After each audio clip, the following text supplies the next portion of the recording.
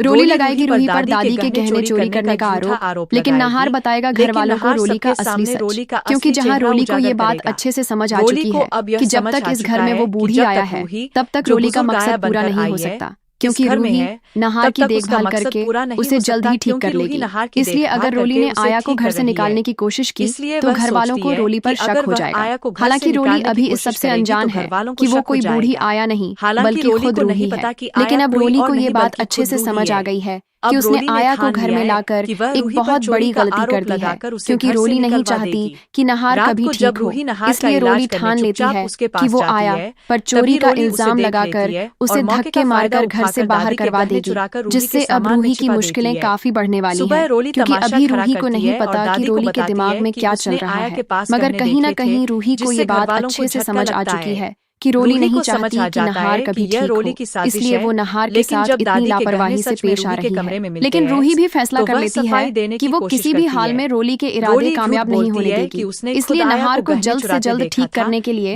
रूही अपने फोन में कुछ वीडियोस देखने लगती है, और फिर रूही आधी रात में ही सबसे छुपकर नाहार के पास पहुंच जाती है ताकि वो नाहार का घरेलू इलाज शुरू कर सके। मगर तभी रोली की नजर रूही पर पड़ जाती है और उसे ये बात समझ आ जाती है कि जरूर आया नाहार की देखभाल करने के लिए उसके कमरे में गई है। इसलिए रोली चुपके से मौके का फायदा उठाते हुए दादी के कमरे में चली जाती है और वहां से दादी का एक गहना चुरा लेती है और उसे रूही के सामान के साथ रख देती है, जिसके बाद रोली मौके का फायदा उठाकर सुबह घर में एक बड़ा तमाशा खड़ा कर देती है, क्योंकि जब दादी अपनी अलमारी चेक करती है तो वहां से दादी का एक गहना गायब होता है। और जब दादी बाकी